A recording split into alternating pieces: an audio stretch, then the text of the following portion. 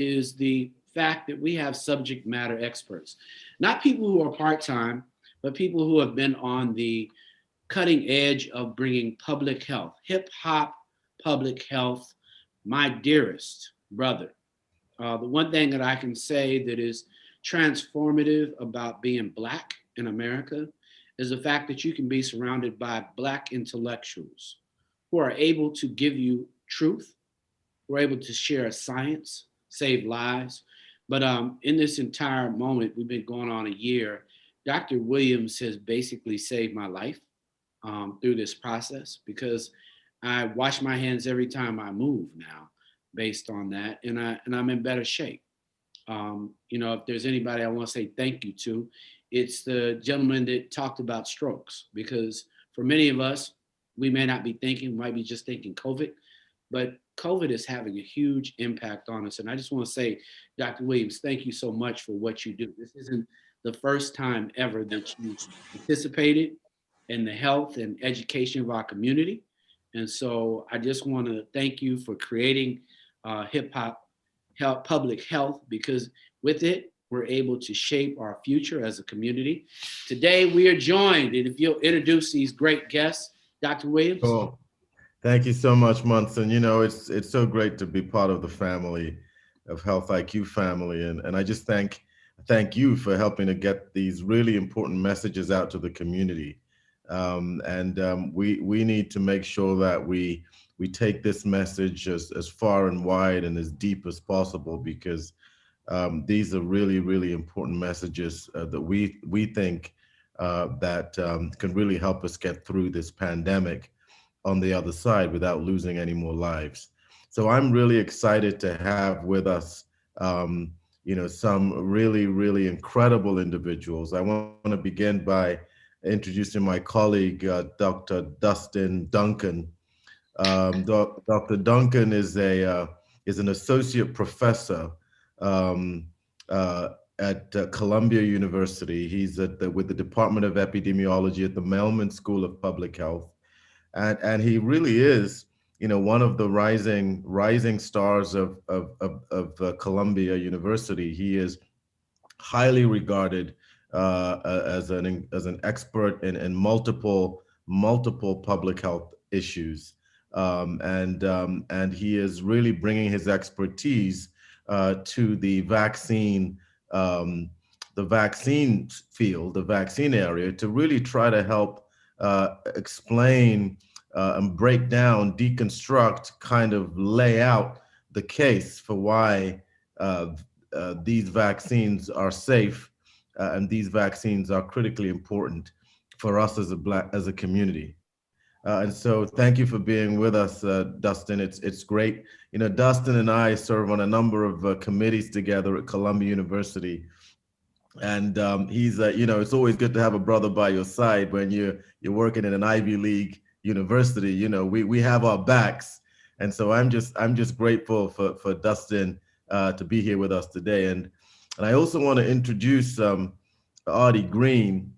And Artie really is, Dustin and I bring the science, Artie brings the hip hop. A lot of people don't know Artie Green, but Artie Green has been around for a long time. Artie was actually one of the producers of Murder Inc. back in the days. He's a multi-platinum producer. He has a lot of hits with people like Ja Rule, with Ashanti. He did some incredible work while he was at Murder Inc. And Artie has taken his talents and he's brought it into the public health domain. Actually, Artie's one of the main writers, producers at Hip Hop Public Health. He's produced a lot of incredible tracks for us. Munson, who produced 20 Seconds or More, the hand washing song that you were talking about? It was Artie Green. No, it wasn't Artie Green. Was it Artie Green? Artie Green. Yo, Artie Green works. He worked with Dougie on that track. He's worked with Dougie on a lot of tracks with us. He's worked with a lot of artists. He's produced tracks for Ashanti for us, for Jordan Sparks, for Dougie, for DMC. Artie's produced tracks for all of our artists, and he's one of the people who kind of just sitting in the background, You're not really asking for any credit, not asking to be on the limelight, just doing his job efficiently, brilliantly, an unnoticed, unsung hero. He's one of the unsung heroes of the organization. And so I thought, if we're going to keep it real on Health IQ, who better to have than one of the people who actually wrote the song? And so Artie has a deep, deep, deep history. He's his life is a true inspiration. He's really come up from the streets, and to the mountaintop, and he's using his talent, and all the things he learns on the streets. He's using it to help educate people so that they have good lives and healthy lives. So Artie Green, it's a blessing to have you with us today, my brother. Let's watch this video. We've got a great video for you. I know we got 2 to get through tonight, but why don't we start with the video and then go around the horn. I got the vaccine, you got the vaccine, they got the vaccine, we got the vaccine. We can get back to normal, let me inform you, let's all get the vaccine. It's about community immunity, I'm talking unity for you and me. If Doc says it's good, then trust me, it's good. Now let's all get the vaccine. Alright. Trust me, believe me, we're not gonna have another Tuskegee. This ain't eugenics, no way. Nobody getting away with hiding information today. Got the FDA, CDC, black doctors and experts for you and me. There's a whole lot of data for the world is free. Do me a favor, check it out and you'll see. I gotta give a shout out to all of those involved that's helping us get this problem solved. People wanna know, is the vaccine safe? It doesn't have anything to do with race. 9 out of 10 people won't get sick. That's 90% effective and legit. We gotta act now, please don't wait. Get the vaccine before it's too late, for real.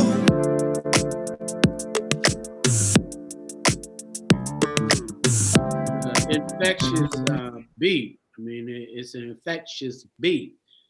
Dum. I love it, man. I love it. Love the relevance. But let's talk about this vaccine. Why don't we start it off with you, Dr. Duncan? Clearly, hesitancy is raging on the minds of both educated, intellectual African Americans. What do they need to understand from you, a public health professional, a consummate community servant, that this vaccine is important for all us to receive as soon as possible? I think I'll share something personal. Today I got my vaccine. Thank you. It felt like a surreal moment, quite frankly.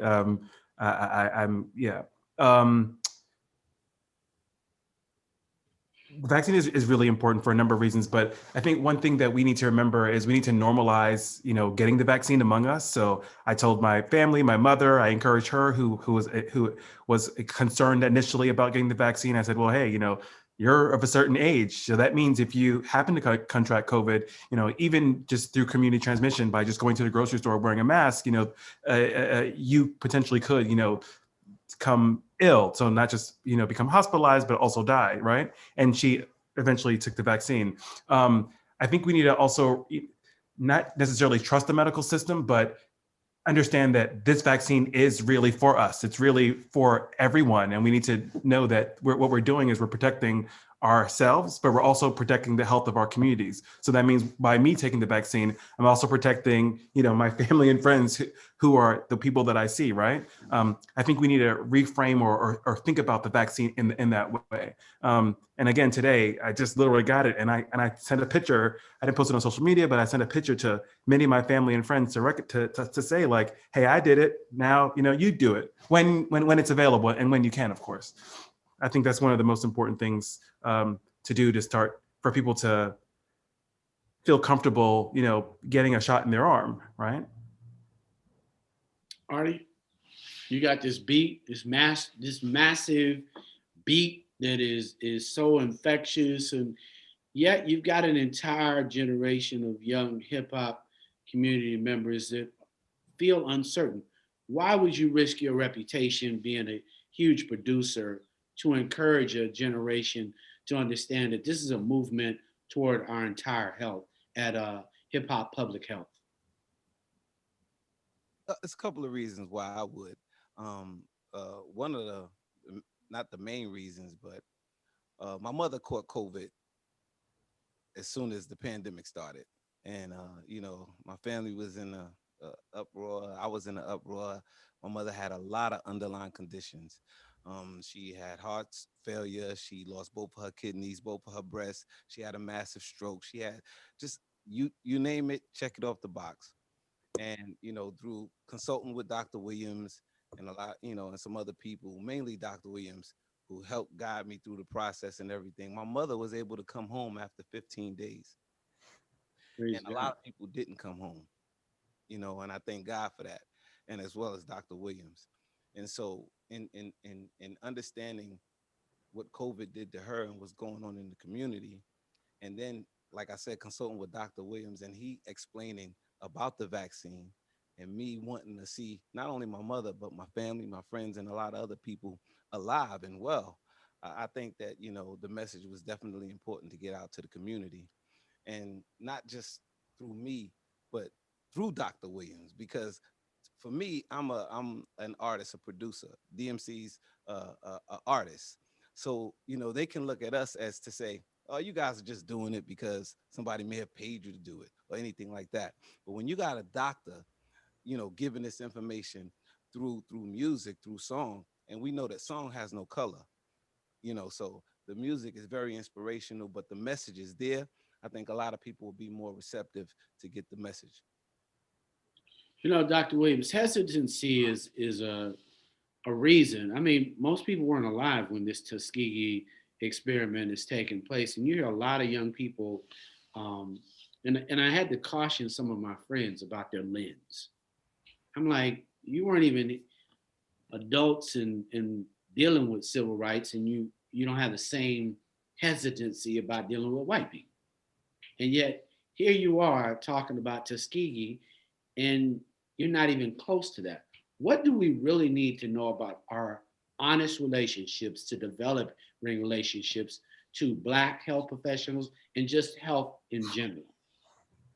Yeah, I mean, I think that there are a lot of things at play here. I think the Black community is tired. Um, I think last year was a big year for the Black community. Between COVID ravaging through our ranks, to police killings, just seemingly just going crazy, to all the protests, to Donald Trump. You know what I'm saying? And it was just like it was too much. And then with the whole movement, the whole anti-racism movement, and that all of us we've all been through, we've all had race experiences with racism. All of us. You can't be a Black man in America and tell me you haven't experienced racism. And a lot of this stuff we either talk about it amongst ourselves or we don't talk about it at all, right? And we keep a lot inside. We're resilient people, and we keep a lot inside. We just don't talk about these things. We just keep moving. We keep moving forward. We go to church and we keep moving forward. But what happens is that all of a sudden, with the Black Lives movement and with the focus on social justice and now you have everybody talking about it. Everybody's talking about racism. Everybody's talking about wanting to end racism. And you find yourself, you find all these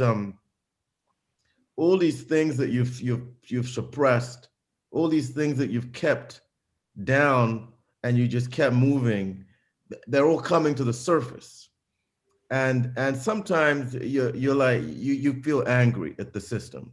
Sometimes you even feel like the hypocrisy of the system. And sometimes you just feel tired. And then you at the same time we're dealing with COVID. And so what happens is that the vaccines are produced, and people are telling you you need to take the vaccine. And people are tired of being told what to do, especially by the government, who have, I mean, the government hasn't treated Black folks well in this country. Now the government is saying you need to take this vaccine, and so, I don't think it's just you can point at Tuskegee and say, oh, it's Tuskegee. No, it's not Tuskegee.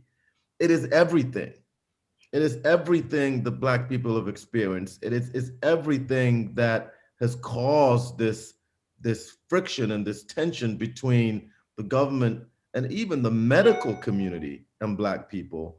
And it's just that perfect storm that is expressing itself in this vaccine resistance. And then when you add social media to that, and you add all the bad actors in social media kind of pouring kerosene on everything that they see, and throwing matches into every little storm or every little scrummage or every little kind of conflict that they see.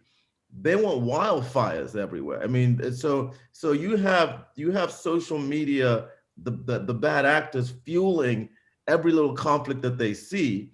And then you have the legitimate folks who are really unsure, but they are caught in the fangs of those who just want to cause trouble, and legitimate folks are pulled in that direction. And there is really the only people countering that are people they don't trust. And so that's one of the reasons why Black doctors, Black leaders need to step up and grab the other side of that rope and pull back and pull out people away from the edge of the cliff, because there's only one outcome here,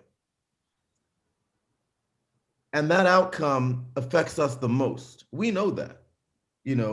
I was talking to Munson. I was talking to a couple of people this afternoon. I think it was early this afternoon, or maybe it was even yesterday. I forget.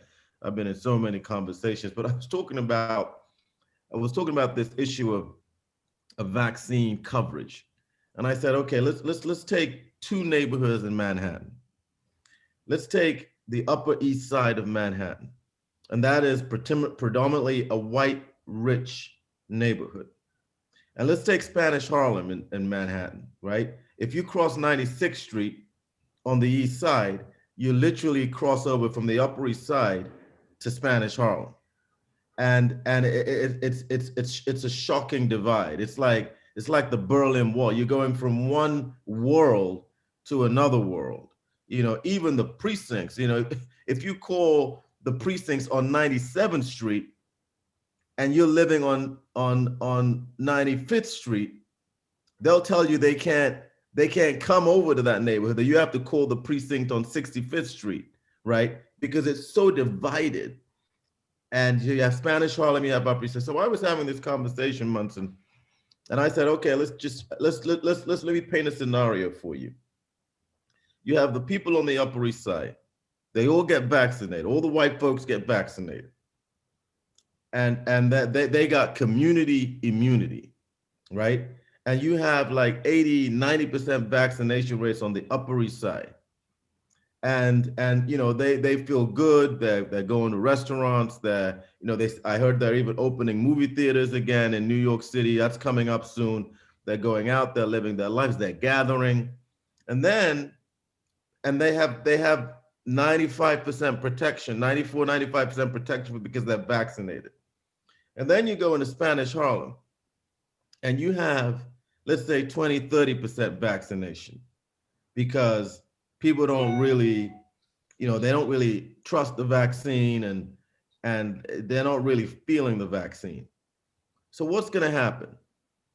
What you're going to see is COVID continue to ravage Spanish Harlem, and you're going to see the Upper East Side, and they're going about their business, making money, enjoying life. And what's going to happen? You're going to see a lot more damage and destruction in that community of color. But check this out. if the people on the Upper East Side, if they don't try to solve the problem in Spanish Harlem, what's going to happen to COVID in the Upper East Side? What happens is they might be protected from this variant, the one we have right now. But what happens is another variant is going to start being cooked up in Spanish Harlem. And before people are talking about the South African variant, they're talking about the Brazilian variant, right? Well, you're going to have a Spanish Harlem variant. And we don't even know whether the vaccine is going to be effective against that variant. And so what's going to happen? They're going to cross 96th Street. Maybe they're working in Upper West Side. They're going to, they have business down there. And they're going to take that variant to the Upper East Side. And what's going to happen? All those people who are protected, they're not going to be protected from this strain. And we're going to be back to square one. And then what happens is the entire pandemic is prolonged, and it just goes on and on and on and on. That is why I keep saying that we are in this together. It's not a situation where one community can get immunity, and then another community. If we don't all come together and get immunity, we're going to be in this pandemic together. And before you know it, strain after strain after strain, because the virus, what it does, it mutates. That's its thing. Its thing is to mutate, it's to transform, it's to change, it's to evade the effectiveness of these vaccines. And so the longer we let it hang around, the more strains are going to come out, the more mutations, and the more we're stuck in this problem. And so if we all want to get out of this, all of us together, and start hugging our families again, start gathering on Thanksgiving, start enjoying our Christmas, start going to church again, right? If we want to do these things, we have to recognize that the only way to get out is to vaccinate our way out of this pandemic. We are in this together, Munson, and people need to understand it. And so we're here to talk about why we believe the vaccine is safe, and we're here to answer any question around why we think it's safe and fight fear with facts. Dr. Duncan, trauma. Obviously, there's a level of trauma that has happened, not only George Floyd, but literally physical, emotional. Listening to Artie Green talk about the trauma that everybody is experiencing just with COVID. How is trauma, Black trauma, and health as public health are all colliding, affecting our hesitancy, and how should we think about it, given that many of us are traumatized at this moment? Yeah, I think that's a really great question. And to highlight kind of Dr. Williams' point earlier, I think that, the mistrust or the trauma that we have, it's not this historical trauma, right? It's not just that this disgusting event of Tuskegee happening that one may or may not be familiar with. It's that we literally live with this day to day, hour to hour, minute to minute, walking down the street. Despite that I have a Harvard PhD, that means nothing when I'm walking behind a white woman. Literally, I still feel uncomfortable. And she probably does too. She crosses right? the street, right, Duncan? She crosses the street, but I beat her to it. I'm so uncomfortable now. I've been uncomfortable for years. I crossed the street before her. And it's been this way for years, no matter how much the shoes I'm wearing, no matter whether I'm wearing a nice bracelet that costs a lot of money or whatever, I will always feel uncomfortable. So to answer your question, I think that we experience this trauma day to day, and we're tired. I really believe that. I agree with Dr. Williams' point. I'm not sure how it relates to vaccine hesitancy per se, but I think that there has to be said, there's something that needs to be said about that. We just have this high degree of trauma that I don't think that we're dealing with. I think as Black people and Black men in particular, I think that we keep it inside. And I don't think that we have developed the skills to think through how to work on those traumas or healing. This was not a platform to talk about this, but I'm actually working on a book about Black men and healing, and I'm still thinking through it. But I think that we need to start doing things to heal ourselves. One thing that I personally do, and it may sound a little bit silly, but I go on walks. I call them mindfulness walks. But in the pandemic, I wouldn't say traumatized, but I was I needed to just walk and move. I couldn't be in a small space anymore. I just couldn't. So I literally would walk. I would walk around and see the Hudson River and go through my thoughts, and I found it healing. And I talked about the things that I was dealing with in my personal life that were, I wouldn't say traumatic, but that weren't easy. I'll say it that way.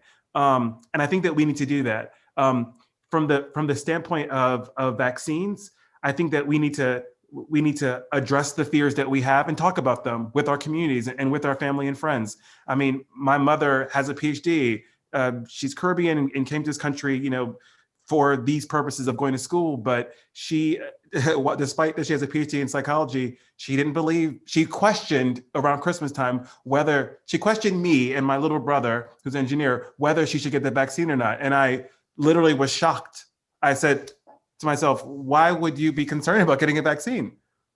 And she laid out her fears and we talked about it. And thankfully, myself and my god sister, who's a physician, helped convince her that this isn't even a question, right?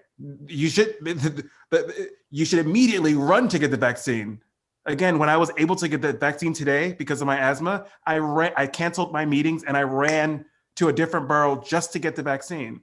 I think that the communication around our fears and around our trauma needs to happen for us to begin to address them both and really to kind of heal us holistically, which I think really needs to happen. But quite frankly, I think there's a lot of, and Artie, this is something I want to share too. My uncle actually died of COVID as well. Many things, he had a pre-existing condition and he's in Jamaica. So, there's healthcare system. But I believe that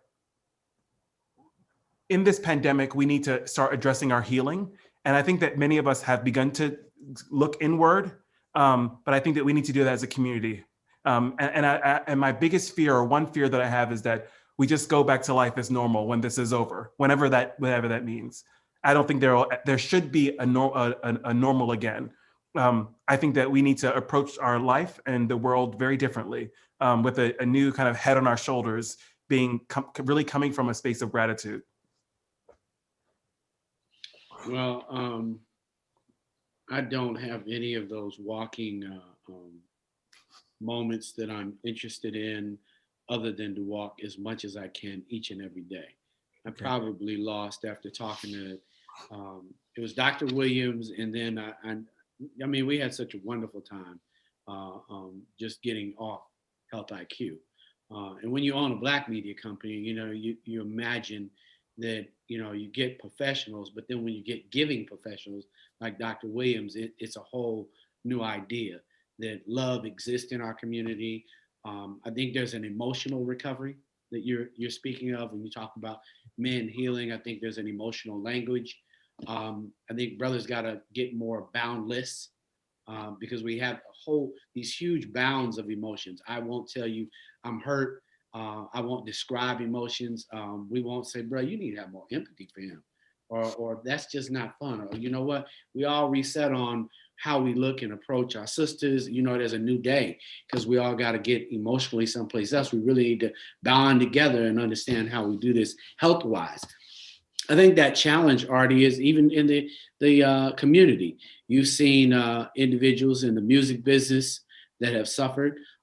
You talked about mom, but literally, how can these lifestyle individuals take a larger role in the overall health and encouraging our community? I mean, artists, how and what can they do? I think they could, I guess, start by leading by example. First, Dr. Duncan, sorry to hear about your uncle. Um, I, this whole thing, this COVID thing is been a gift and a curse. I always say to people, right? Because we had to learn, like we a new normal, right? So we had to learn how to maneuver. People that lost their jobs before, they learned how to reinvent themselves, and they've been able to do different things because of doing things remotely. Like, let's say D Nice, for example. He wasn't a popular DJ anymore, and all of a sudden through COVID he became a popular DJ once again. And I think a lot of those type of people need to lead by example. But the thing that I spoke to somebody about the other day is, what do you say to people? I mean, we all are blessed. I always say that if you wake up in the morning, you are truly blessed. But everybody is not as fortunate as others, right? So what do you tell somebody who lives in an apartment with 6 or 7 people and the apartment is 800 square feet? You know, that they've been in this apartment for a year, right? You have a lot of people now, they're having relationship problems. They're having, the kids are not getting along with each other. They don't have, they have one device. So everybody wants to use that device to get on remotely. It's just so much going on. And I think a lot of people just need to lead by example. What's happening though is you are in Atlanta right now as we speak. A lot of people I know, they're running to Atlanta to wind down. But I always tell people, you go in Atlanta to wind down, but you gotta protect yourself. You need to wear your mask, you need to wash your hands. But people are getting comfortable because they're going out to these rural areas, where it's wide open, and they're bringing it's like COVID is still there, and they're bringing it back to the city. Like Dr. Williams just said, you get protected, but then you go across, the people on 96th Street, 98th Street come back across 96th Street, and now they're bringing something different. So my thing with a lot of people, and I spoke to Ja Rule the other day, and he was talking about it. He said he has a new platform, and he said he was going to do a big thing about COVID, and just pushing people to wear their mask, and just do the proper thing. Because one of the reasons why I want to get the vaccine, and I told a lot of people in my family they need to get the vaccine, is because we need to protect the elderly people in our family. It's really not about you. And I always say that it's not about you. It's not about me. It's all about us. It's all about we. If we do things together, we can make a difference. So I just think that a lot of these people out here that have a voice, that have a platform, should lead by example. Dr. Williams, we have almost 3 vaccines getting ready to come to the market. There still is a obvious and now a known disproportionate amount of vaccine actually reaching our community. Yeah. I think this too plays to individuals' hesitancy. How could they know and not get us the vaccine? What do we need to know about that? And I'm going to come and ask a similar question to you, Dr. Duncan. So there are 3 things that I always talk about in the context of vaccination. I talk about, on the one hand, you have people who want the vaccine and can't get the vaccine for whatever reason. And on the other hand, you've got people who don't want the vaccine and aren't interested in getting the vaccine. And in the middle there, you have some people who make the journey from not wanting the vaccine to wanting the vaccine, but they can't get the vaccine. And so you have those who want it and get it. You have those who want it and can't get it. And then you have those who don't want it and don't care whether they have access to it. But the problem is, those people who we work hard to convince that you need to get the vaccine, and they come around and they said, okay, doc, I'm ready to get this vaccine. I've seen it now. I've seen that it's safe. I'm ready. I feel everything that you're saying. I'm going to get the vaccine. They get on the internet. They can't get an appointment, right? They get on the phone. They're waiting for hours. They try to do a walk-in. The line is too long, and by the time they get to the front, it's closed.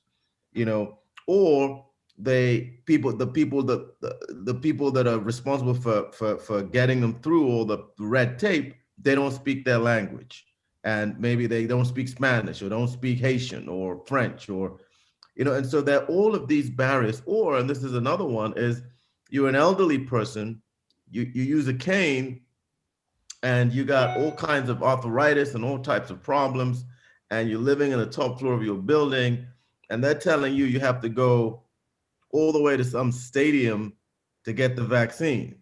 And you're like, how am I going to get there? right? And then they tell you, well, we're going to send a bus or an accessoride to pick you up to take you to the stadium. And then you're thinking, well, it's like minus 20 degrees out there, and I'm supposed to be waiting for some accessoride to take me to the stadium. And then when I'm done with the vaccine, I probably have to wait another 2-3 hours for the accessoride to bring me back. No, I'm not doing it. So there are a lot of these barriers that people need to think about around access to the vaccine. We have to make it easy for people to be vaccinated. Getting vaccinated should be as easy as going to the bathroom. You know what I'm saying? It should be like, like you're going to the bathroom in your own home. It should be really, really easy. And the way to make it easy is not to make people go somewhere to get it, is to make it right there next door, right on your block. The vaccine, we should have vaccination sites on your block. It's like if people need a pharmacy, there's a pharmacy on, every couple of blocks, there's a pharmacy, right? People, and that's how people get their medications. It should be that easy getting a vaccine. Getting the vaccine should be that easy. And I'm glad it's free, which is good, but it needs to be accessible. We need to bring vaccination sites to people's blocks. And we also need to work on, someone was telling me, Dr. Williams, why can't we have, like visiting nurses? Like, we have home care, and people have nurses come to their homes, and we have, there's a home care industry that takes care of these older people. And he said to me, why can't we have visiting nurses participate so that these older folks or people who really can't move around in these temperatures because why can't we have nurses go give them a shot in their homes, right? And so I feel as if that we need to prioritize better, and we need to think through these obstacles better. If we have the funds to land a robot or a probe on Mars. I was watching TV the other day, and I saw they landed some type of spaceship, little remote control spaceship on Mars, and they were high-fiving each other in NASA. If we can do that, surely we can put a vaccination site on our blocks.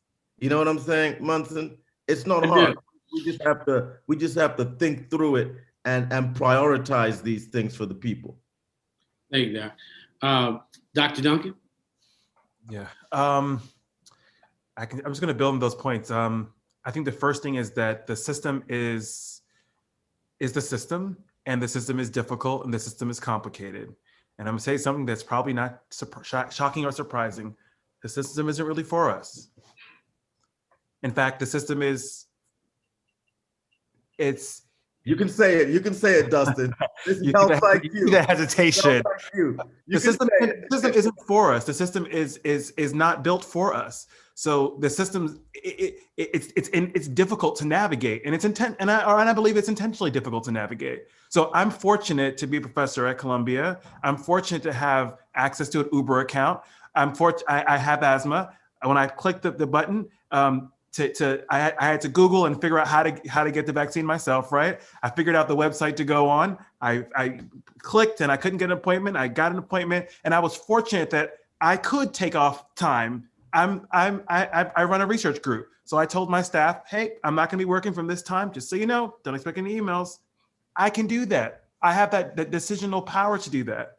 What if you're a frontline worker? What if you work at Starbucks? You're working between 4 and 6.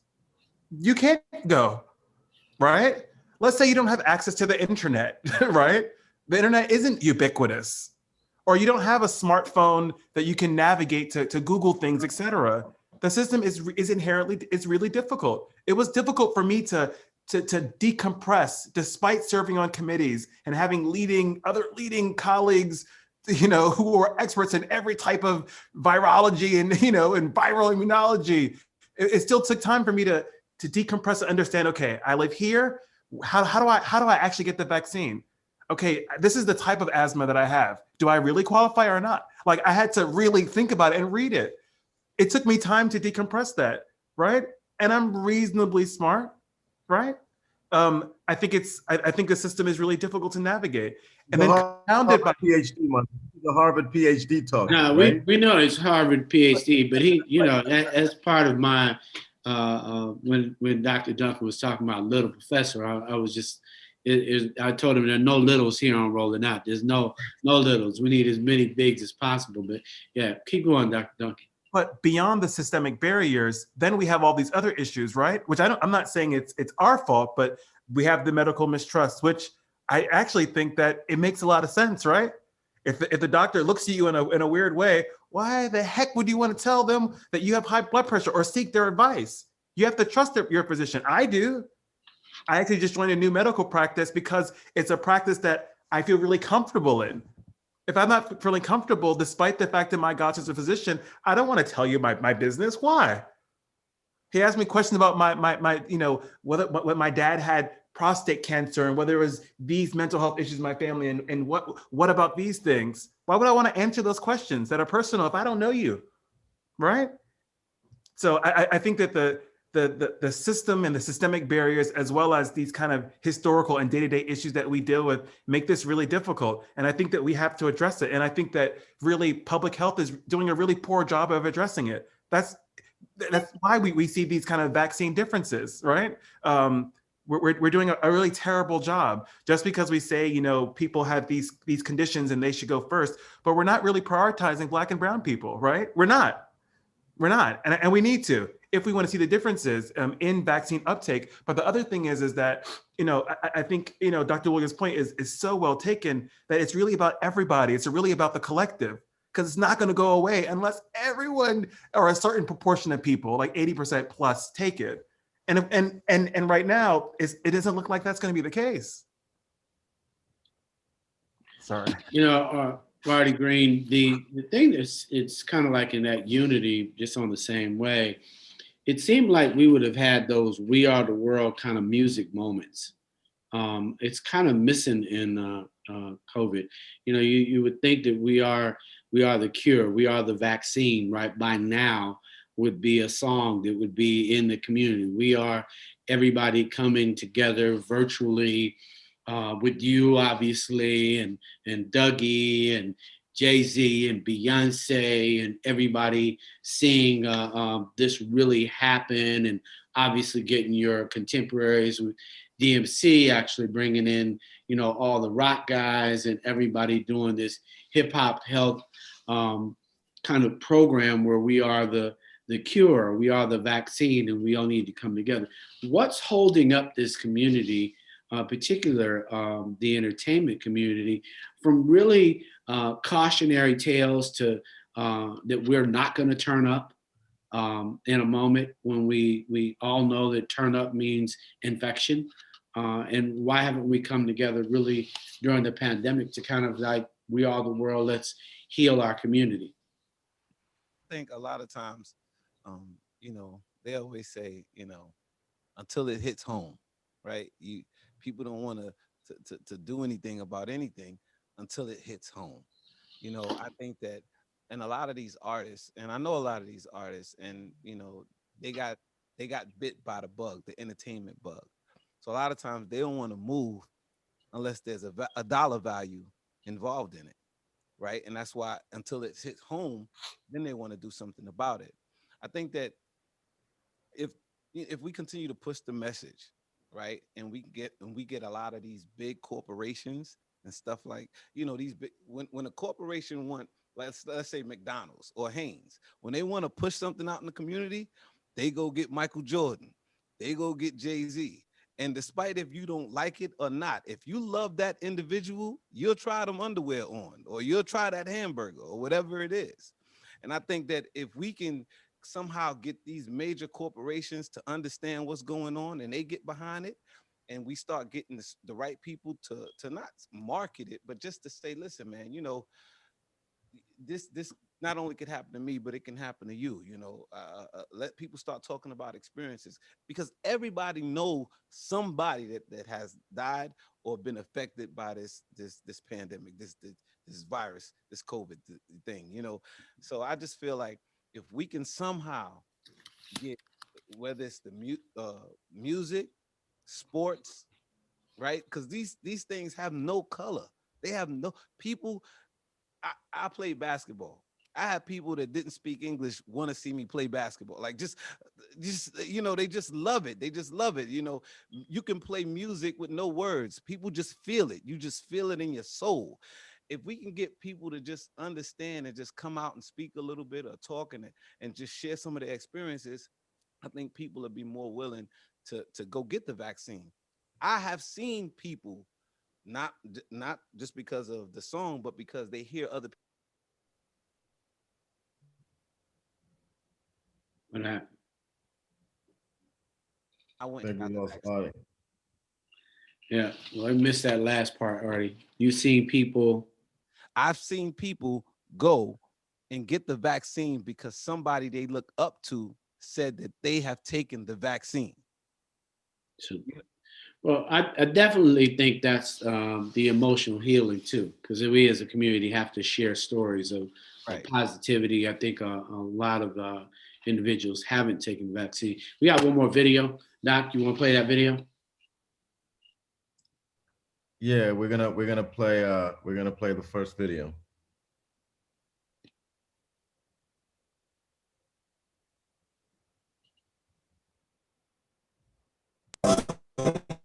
We can get back to normal. Let me inform you. Let's talk vaccine.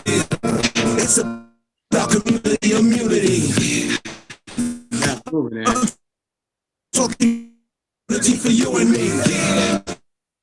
Doctor, it's good. Trust me, it's good. Now,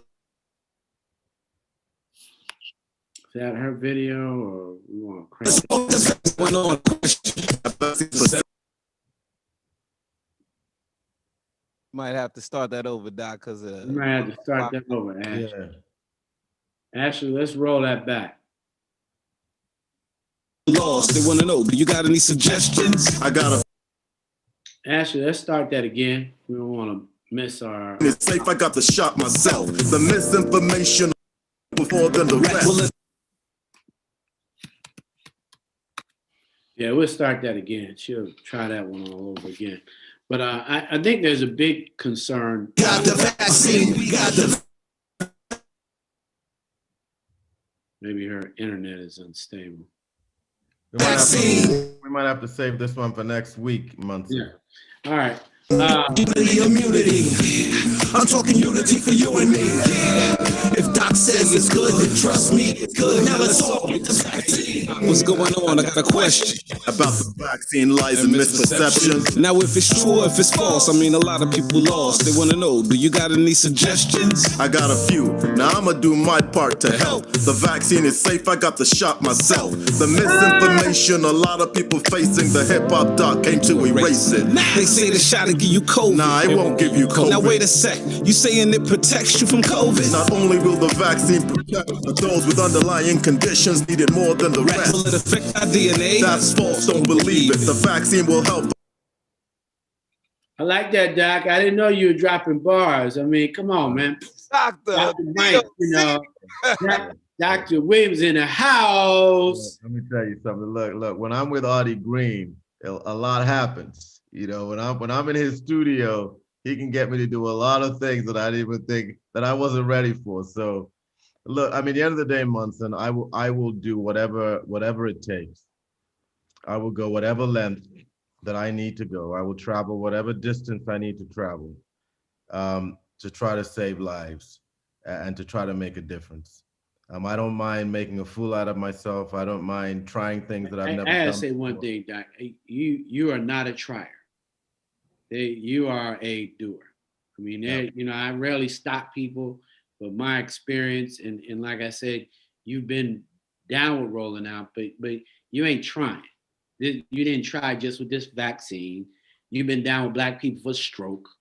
You've been down with our community and just knowing that, and we're not hearing. And the thing I'm more concerned with, Dr. Duncan, is it probably, hip hop public health needs a grant from the Ford Foundation for like $50 million so we can actually move the movement that is there to a level where we can inoculate our people on just where health is, period. Not, Yeah. Oh, sorry, that's to me? mm-hmm. Yeah. I think, as I was saying, kind of initially, my fear / hope is that we kind of change our mindsets from the pandemic. I know it's completely revolutionized the way that I think and the way that I interact. Like, I physically don't live next to my mom, and we've had virtual dinners, right? And now I recognize that there are ways for me to connect with people that I didn't think about. And I think that another thing is similarly to you, I'm getting up there in age. I look, perhaps young, but I'm getting up there, and I've decided to change my entire diet and lifestyle. I've lost 60 pounds in the past year by not necessarily trying, but I don't drink alcohol anymore. I really think about what I eat.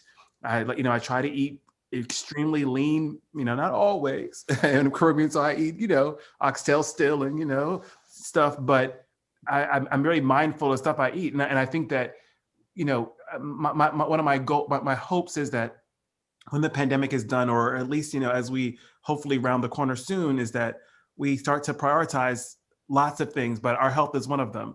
I think one thing my grandmother used to always say is, your health is really everything.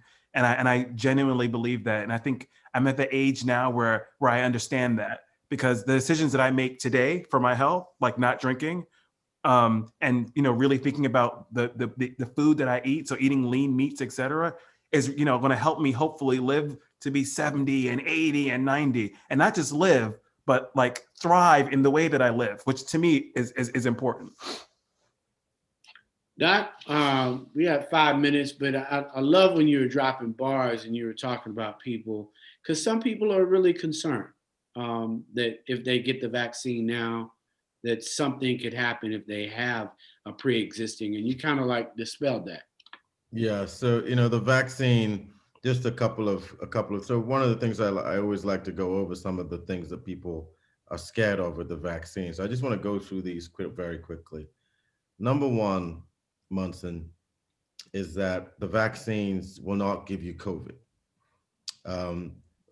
The current vaccines are not live. They're not live vaccines, and the one that's coming along the pipeline are inactivated. And so the vaccine, it's practically impossible to catch COVID from the vaccine. That's the first thing I want to tell people. Second thing I want to mention is the vaccine doesn't kill people.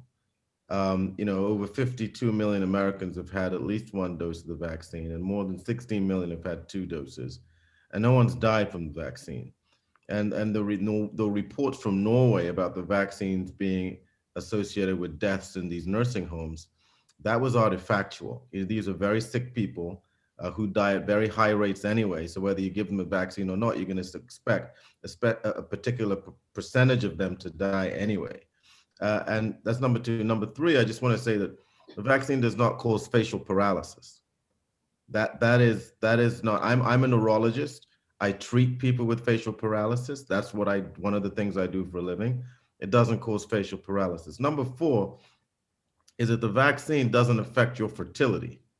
And that a lot of people are concerned that it might affect your fertility. It does not affect your fertility. Number 5, the vaccine doesn't contain aborted fetal tissue. There's another myth out there that the vaccine contains aborted fetal tissue and you shouldn't take it because of that. That's wrong. Number 6, the vaccine doesn't contain microchips. There are no tracking devices in the vaccine. There's no secret tracking devices that the government is using to track you inside these vaccines. That is not true. Number 7, the vaccine does not cause what we call autoimmune disease. It doesn't cause autoimmune disease. That is just a fallacy. It's not true. And finally, people are concerned that the vaccine was rushed.